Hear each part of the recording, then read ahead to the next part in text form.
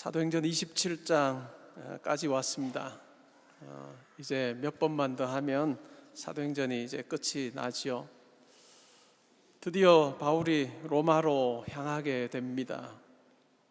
바울과 다른 죄수 몇 사람이 함께 갑니다. 이 죄수를 호송하기 위해서 특별한 배가 준비된 것은 아니고 상선이나 또 곡물을 실어 나르는 배를 이용하여서 로마로 이들을 데리고 가고 있습니다. 총책임은 백부장 율리오라고 하는 사람이 맡고 있지요.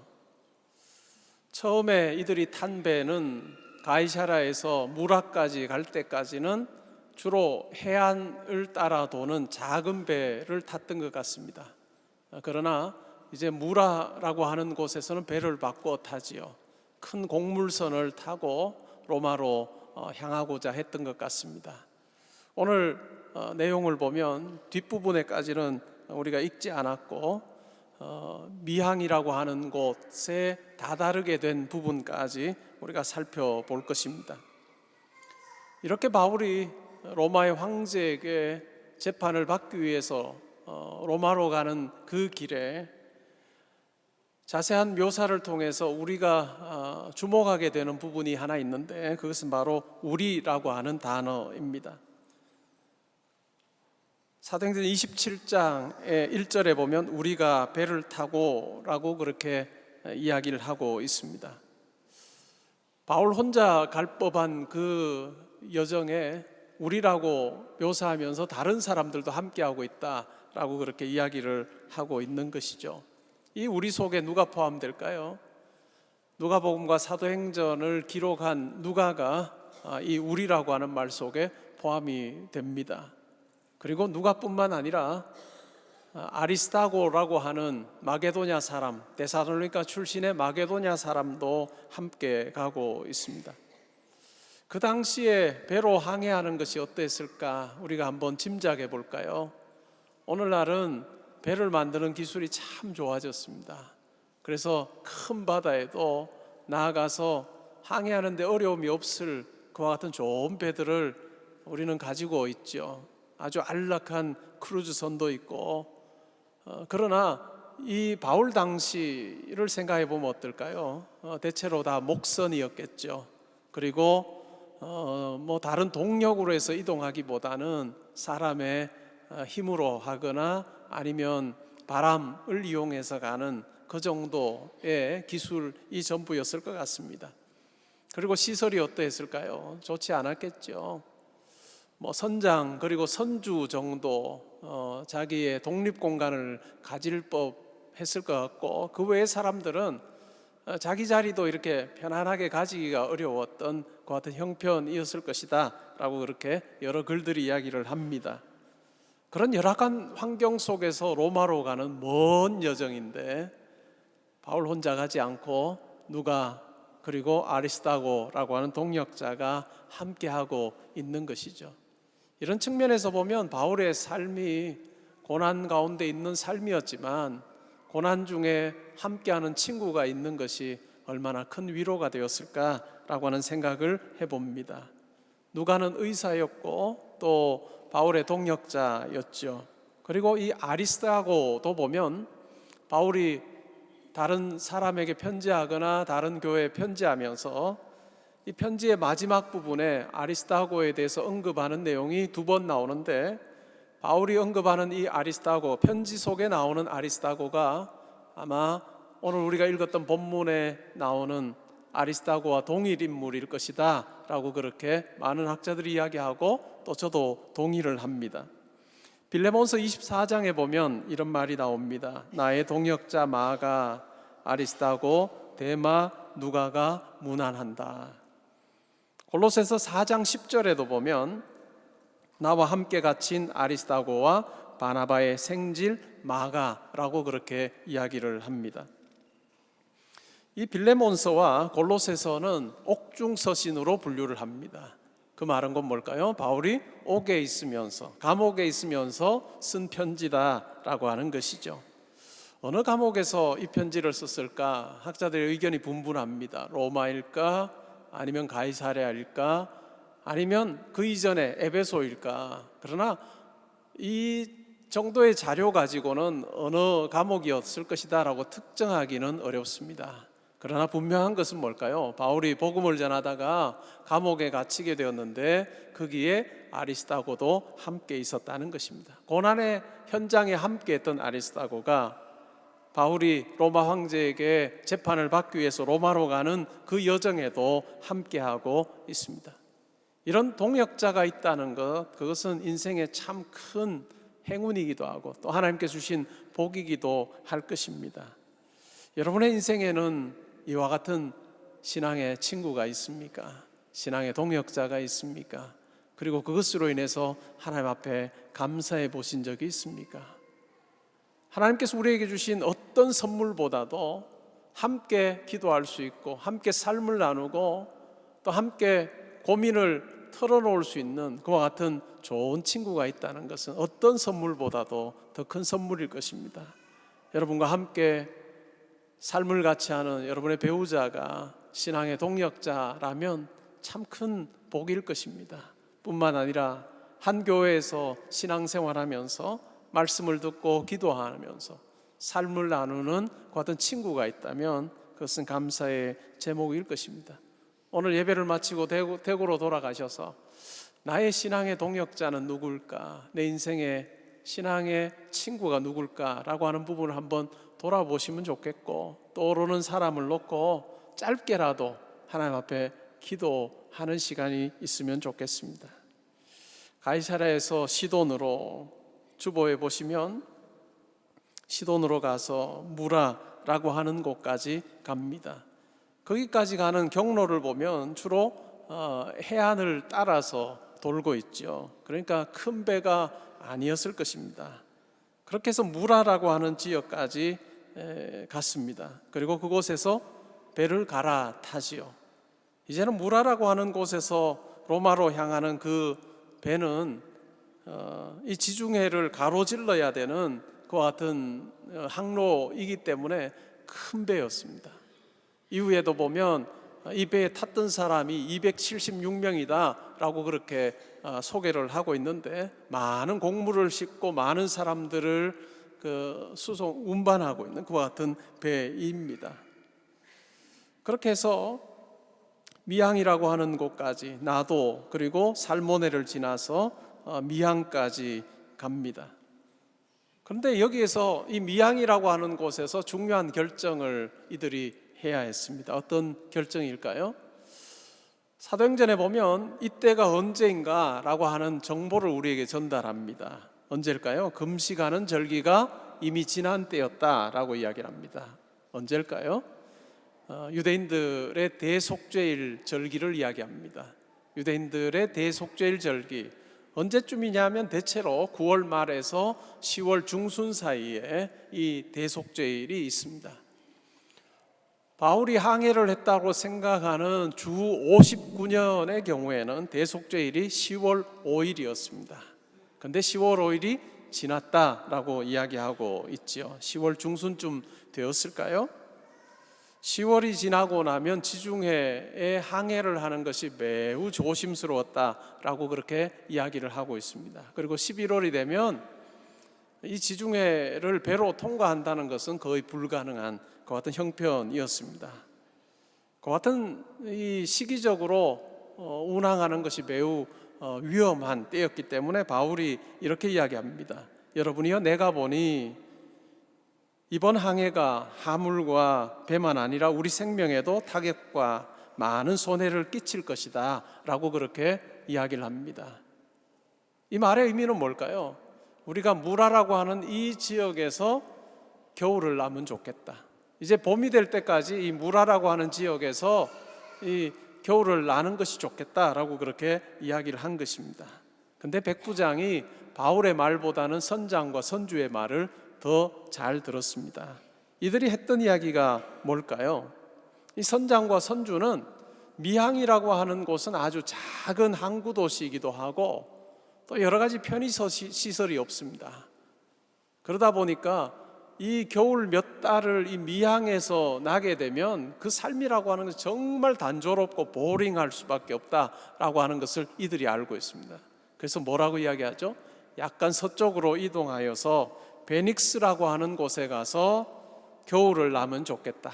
그곳에서는 훨씬 더 숙박시설이나 여러 가지 시설들이 잘 돼 있어서 겨울을 난다 할지라도 너무 밋밋하게 나지 않고 우리가 재미있게 잘 보낼 것 같다라고 하는 생각을 가지고 베닉스까지는 가면 좋겠다라고 그렇게 이야기를 합니다. 결국 이 백부장이 선장과 선주의 말을 듣습니다. 그리고 베닉스로 가는 그와 같은 내용을 적고 있죠. 사도행전 27장, 28장을 읽으면서 왜 이렇게 누가가 이 항해하는 것에 대해서 많은 구절을 할애할까라고 하는 생각을 해보게 됩니다. 왜 그랬을까? 누가도 그 상황, 그 자리에 있었기 때문에 정말로 자기의 목숨이 위태로웠던 그 상황, 그와 같은 것에 대해서 잘 알고 눈으로 생생히 목격하였기에 아마 이렇게 길게 적고 있는 것 같습니다. 뿐만 아니라 이 바울이 항해했던 이 당시만 보더라도 이 항해에 관한 글을 쭉 썼던 많은 작품들이 있습니다. 여러분들이 알고 있는 작품들도 꽤 많을 것입니다. 근데 그 고대 사람들의 생각 속에는 이와 같은 폭풍우를 헤쳐나가서 목숨을 그냥 잃어버리지 않고 살아남는다라고 하는 것은 그 사람이 실제로 의롭다라고 하는 것에 대한 어떤 입증이다라고 하는 생각도 있었다라고 이야기를 합니다. 아마 그래서 이렇게 긴 항해 이야기를 하면서 이 바울이 이제까지 이야기했던 그 메시지와 바울의 삶 자체가 거짓이 아니었다라고 하는 것을 그 당시 항해 문학에 익숙했던 사람들에게 아마 알려주려고 하는 의도도 아니었겠는가라고 하는 그와 같은 이야기를 하는 사람들도 있습니다. 근데 이와 같이 길게 적는 이유는 뭘까요? 재판에 넘겨지게 될 바울, 정말 힘이 없어 보이기도 하고 그 상황 가운데 아무것도 할 수 없어 보이는 그와 같은 바울이지만, 그러나 그 어려운 상황 가운데 주님께서 함께 하셔서 이 바울의 이 리더십이나 역할이 시간이 지날수록 점점 더 커지게 됩니다. 처음에는 바울의 말을 무시하지만 나중에는 바울의 말을 다 듣게 되는, 그래서 바울 자체가 두드러지는 것이 아니라 이 바울이 바울되게 했던 보이지 않는 하나님의 손길에 대해서, 하나님의 주권에 대해서 이 누가가 아주 생생하게 그려가고 있는 것으로 생각할 수가 있습니다. 바울의 전도 여행 기간을 우리가 생각해 보면 1차 전도, 2차, 3차 전도 여행 때 바울이 혼자 전도한 적은 없습니다. 항상 동역자와 함께 했지요. 바울이 예루살렘으로 가는 이 3차 전도여행을 끝내고 예루살렘으로 갈 때도 누가가 함께 했고 이방인 교회의 많은 지도자들이 바울과 함께 했습니다. 근데 바울이 이 함께 하지 못했던, 동역자들 없이 혼자 지냈던 시간이 있었던 것 같아요. 언제일까요? 예루살렘 성전에 들어갔다가 유대인들에게 잡히게 되고 결국 가이사라로 호송되게 되면서 가이사라에서 보냈던 그 기간은 아마 바울이 혼자 지냈던 것 같습니다. 그런데 우리가 사도행전을 살펴보면서 뭘 알 수 있을까요? 혼자 지낸 것처럼 보이는 바울의 그 삶에 누가 함께 하셨을까요? 주님께서 함께 하십니다. 주님께서 밤에 바울에게 나타나셔서 두려워하지 말아라, 염려하지 말아라, 네가 로마로 가서 나의 증인이 되어야 될 거다라고 그렇게 말씀해 주셨습니다. 혼자였던 것 같은 그 삶에도 주님이 함께 하셨다는 것 우리가 잘 알 수 있습니다. 여러분의 삶은 어떠신지요? 여러분의 인생의 항해에 주님께서 어떤 모습으로 함께 하고 계시는지 그것을 확인하는 성도는 참으로 복된 성도일 것입니다. 2001년에 출판된 소설 중에 얀 마텔이라고 하는 사람이 쓴 소설이 Life of Pi라고 하는 소설이 있습니다. 이것이 이제 영화로 만들어졌어요. 그래서 Life of Pi라고 하는 제목으로 영화로 만들어졌습니다. 우리말로는 이 소설이 번역되면서 파이 이야기라고 하는 소설로 번역이 되었습니다. 이 소설의 내용은 이렇습니다. 인도에 한 가족이 살고 있습니다. 그 가족은 동물원을 운영을 해요. 근데 이러저런 여건 때문에 동물원을 더 이상 운영할 수가 없게 되어서 정리를 합니다. 정리를 하고 온 가족이 다 카나다로 그렇게 이민을 가기로 결정을 합니다. 그리고 화물선에 동물을 실어서 카나다로 온 식구가 함께 가고 있습니다. 그러던 중에 태평양의 망망대해에서 태풍을 만납니다. 그리고 온 식구들이 다 죽습니다. 많은 동물들도 죽게 되고 결국 구명보트에 이 가족의 아이 하나, 16살 된 이 남자아이, 물론 그의 이름이 파이는 아닌데 그의 이름이 나중에 계속해서 파이로 그렇게 불립니다. 이름이 파이라고 불리게 될 이 남자아이 하나와 얼룩말과 오랑우탕 그리고 하이에나 그리고 벵골 호랑이, 이렇게 동물 4마리와 이 소년 하나가 8m 정도 되는 이 구명보트에 살아남게 됩니다. 결국 이 하이에나가, 이 배가 고픈 하이에나가 얼룩말을 잡아먹고 또 오랑우탄까지 잡아먹습니다. 그리고 시간이 흐른 후에는 이 벵골 호랑이가 하이에나까지 잡아먹게 되죠. 그래서 결국 이 구명보트에는 16살 된 남자아이, 파이라고 하는 남자아이 하나와 이 벵골 호랑이만 살아남게 됩니다. 물론 이 구명보트 위에 덮개가 있었어요. 그래서 이 아이는 굉장한 두려움을 느낍니다. 그렇지 않겠습니까? 망망대해에 어디로 가야 할지도 모르는 그 상황에서 바다의 위협도 굉장히 크지만 바로 눈앞에 보이는 벵골 호랑이로부터 내가 어떻게 살아남을 수 있을까라고 하는 것이 관심이 됩니다. 구명보트에 있는 그 비상식량을 먹으면서 그가 생존을 하게 됩니다. 그래서 결국 227일간의 생존 이야기, 표류 이야기가 이 영화 그리고 소설의 내용입니다.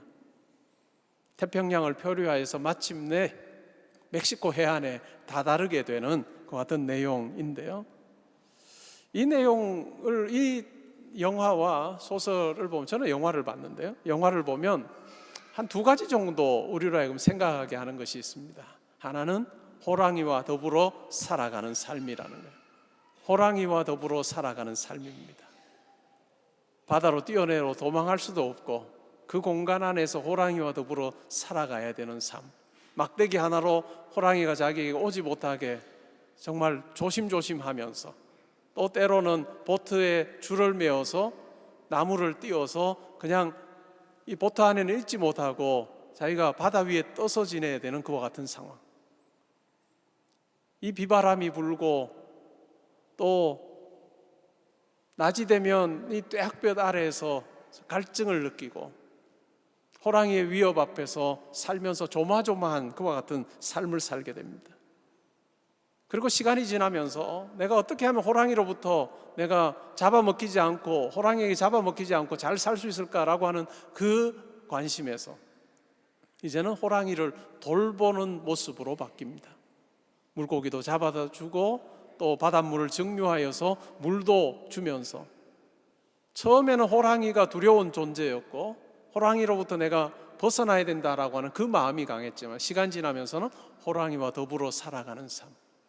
만약에 바다 위에 자기 혼자만 있었다면 오히려 절망에 빠지고 낙심에 빠질 형편이었겠지만, 이 호랑이라고 하는 존재가 있음으로 인해서 자기의 삶의 의지가 더욱더 분명해지고 목적이 더욱더 분명해지고 정신 바짝 차리게 되었던 그와 같은 그 내용들이 이 영화 소설 속에 등장합니다. 그러면서 이 227일간의 표류 그리고 호랑이와의 씨름을 이렇게 적고 있습니다. 나를 진정시킨 것은 바로 호랑이였다.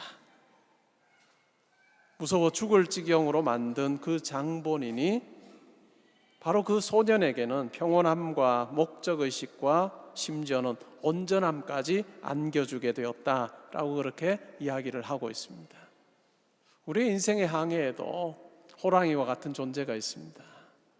구명보트 위에 내가 피할 수 없어 보이는 호랑이와 같은 존재, 때로는 그것이 질병일 수도 있고요, 때로는 그것이 우리의 경제적인 어려움일 수도 있고요.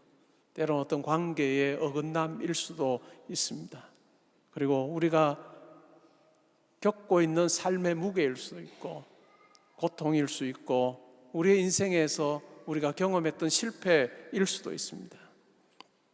우리가 그 가운데 살면서 나에게서 이와 같은 것이 없었으면 좋겠다라고 하는 생각을 할 때가 있습니다. 그리고 그것을 놓고 기도할 때도 있습니다. 그러나 하나님께서 그것을 우리에게서 제거하시지 않을 때가 있습니다. 왜냐하면 그것이 우리 가운데 필요하기 때문이죠. 이 호랑이가 없으면 내가 자유로울 것 같은데 이 소년이 하는 고백을 보면 호랑이로 인해서 내가 이 항해를 잘 마칠 수 있었다라고 이야기하고 있는 것, 우리의 삶에도 닮은 부분이 있는 것 같습니다. 호랑이 같은 무언가를 통해서 하나님을 더욱더 의지하게 되고 내가 가는 방향이, 내가 가는 목적지가 어딘지를 더 분명하게 알게 된다면 호랑이와 더불어 살아가는 그 삶이 우리에게 때로는 유익일 수 있다라고 하는 것을 생각해 보면 좋겠습니다. 이 속에 담겨 있는 삶의 역설이 우리에게도 그대로 있다는 것이죠. 두 번째는 이와 같은 삶에, 이 주인공의 삶에 하나님께서 함께 하십니다. 우리에게 전달해 주는 아주 중요한 메시지이지요. 구명보트의 육신의 눈으로 보기에는 이 파이라고 하는 이 아이 하나와 그리고 벵골 호랑이 둘밖에 없는데, 그러나 이 영화와 소설에서는 끊임없이 다른 존재에 대해서 이야기를 합니다. 그리고 이 파이라고 하는 아이가 표류 일기에 이렇게 적습니다. 구명보트에는 가벼운 옷차림에 신발 한 짝을 잃은 소년 한 명, 벵골 호랑이 한 마리, 밖에는 바다 하나, 그리고 신 한 명. 바다 하나, 그리고 신 한 명. 소년의 표류 기간 동안에 하나님께서 함께 하셨다라고 하는 것을 이 소년은 느끼며 살아갑니다. 그러면서 순간순간 하나님을 향해 자기의 마음을 올려드리기도 하고 하나님을 의지하는 모습으로 삽니다. 자신의 이 표류가 다 끝난 이후에 멕시코 해안에 다다랐을 때 이 소년이 이렇게 이야기합니다. 끊임없는 고난 속에서 슬프고 절망적일 때 나는 하나님께로, 신께로 마음을 돌려야 했다라고 그렇게 고백하는 것입니다. 우리의 인생 항해에 보이지 않는 하나님께서 함께 하신다는 것, 그것이 우리의 든든함의 비결이어야 하고 기초가 되어야 할 것입니다. 신앙생활 한다라고 하는 것은 우리의 환경 가운데 함께 하시는 하나님을 우리의 영의 눈이 열려서 보게 되는 것. 그래서 풍랑이는 바다와 같은 그 같은 험한 상황 가운데 처해 있어도 우리의 삶에 함께 하셔서 우리를 든든히 붙들어 주시고 마침내 그 영원한 항구로 우리를 인도하시는 주님이 계심을 우리가 고백하는 그 삶이 우리 가운데 필요할 것입니다. 마치 복음서에 풍랑이는 갈릴리 바다 가운데서 풍랑을 만나서 아주 힘들어하는 제자들, 자기들이 할 수 있는 대로 다 했지만 더 이상 이제 할 것이 없고 그대로 있다가는 물에 빠질 수밖에, 바다에 빠질 수밖에 없는 그 상황 가운데서 배 고물에서 베개를 베고 주무시는 주님께 가서 주님, 우리가 죽게 된 것을 왜 돌보지 않으십니까? 라고 할 때 주님께서 일어나셔서 바다를 향해 잠잠하라, 고요하라 라고 하시자 고요하게 되었던 그 주님께서 우리의 인생 항해에 함께 하신다는 것 우리가 기억할 필요가 있습니다. 그때 우리의 상황을 뛰어넘어 우리 가운데 평강 주시고 우리 가운데 기쁨의 그 확신 가운데 이 땅에서의 삶을 살게 하시는 주님의 은혜가 나에게 주어져 있다라고 하는 것을 우리가 확인하게 될 것입니다. 어떤 젊은 목사님이 개척을 했습니다. 교회를 개척을 했어요. 그리고 열심히 전도하여서 어른 성도가 15분이 이상이 됐습니다. 그러면 이제 설립 예배를 드릴 수 있어요. 15명 이하일 때는 기도 처소이고요. 15명 이상이 되면 이제 교회로서 이 설립 예배를 드릴 수 있습니다. 설립 예배를 드리기 위해서 평소에 존경하던 좀 오랜 목회 경력이 있는 목사님에게 설교 부탁을 했습니다. 그러면서 전화로 설교 제목과 본문을 받아 적었습니다. 이 선배 목사님이 그날의 설교 본문으로 시편 23편을 이야기해 주었고, 설교 제목으로는 여호와는 나의 목자시니 라고 그렇게 전화로 알려줬습니다. 그러자 이 젊은 목사님이 그것 외에 더 없습니까? 이렇게 이야기를 했습니다. 그러자 이 선배 목사님이 그거면 됐지 뭐가 더 필요해? 이렇게 이야기를 했습니다. 설립 예배 드리는 당일날 가서 순서지를 받아보았더니 선배 목사님이 보았더니 설교 제목이 이렇게 되어 있습니다. 여호와는 나의 목자시니 그거면 됐지 뭐가 더 필요해? 이 황당한 제목을 놓고 이걸 바꿔야 될까 말까 고민을 하다가 결국 그대로 말씀을 전했습니다. 여호와는 나의 목자시니 그거면 됐지 뭐가 더 필요해? 우리의 삶에도 이 진리가 우리 가운데 믿어지고 누려질 때 우리의 인생이 든든할 것 같습니다. 여호와는 나의 목자시니 그거면 됐지 뭐가 더 필요할까요? 목자 되시고 우리 인생 항해에 선장 되시는 우리 주님과 함께하는 그 어떤 복된 인생 되면 좋겠습니다. 우리가 주님의 인도하심 가운데서 영원한 항구에 도달하게 될 것이고, 우리가 하나님께서 우리에게 예비해 두신 그 은혜를 누리는 그 영광의 나라가 있다는 것 우리가 기억하며 우리에게 주어진 이 땅에서의 항해를 잘 감당하는 저와 여러분 되시기를 주님의 이름으로 축복합니다.